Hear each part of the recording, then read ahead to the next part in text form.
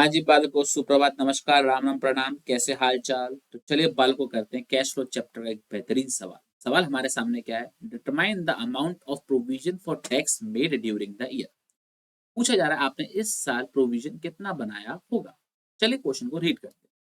Havels Limited has balance in provision for tax account of rupees 1 lakh and 1,50,000 as on 31st March 22 and 23 respectively. मतलब ये आपके पास opening balance दे रखा है provision for tax का 1 लाख और closing balance दे रखा है 1,50,000। It paid rupees 1,30,000 as tax during the year ended 31st March 2023। और इस साल आपने कितना पे किया है? 130 पे किया है, 1,30,000 पे किया। आपको बताना है इस साल कितना प्रोविजन बनेगा। आइए मिलके क्वेश्चन को सॉल्व करते हैं और बनाएंगे हम क्या? वर्किंग नोट वाला fair solution, that is provision for tax account. मैंने अभी ये क्या बोला? वर्किंग नोट वाला फेयर सॉल्यूशन। रीजन क्या है? ये कैश फ्लो चैप्टर का एक वर्किंग नोट बनकर आता है। ठीक है, प्रोविजन फॉर टैक्स अकाउंट।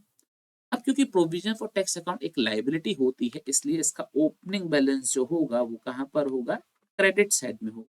तो लिखेंगे by balance brought down rupees 1 lakh।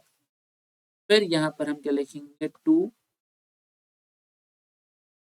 Balance carry down 1,50,000, right? Okay, आपने पे कितना किया? 130। क्योंकि आपने पे किया तो आपने बैंक से पे किया होगा, तो यहाँ पे क्या लिखेंगे? To bank account 1,30,000, right? Okay, तो बस अब जो डिफरेंस आएगा क्रेडिट साइड में वो आपका हो जाएगा जो आपने करंट ईयर का प्रोविजन बनाया होगा। तो क्या लिखेंगे? By statement of profit and loss.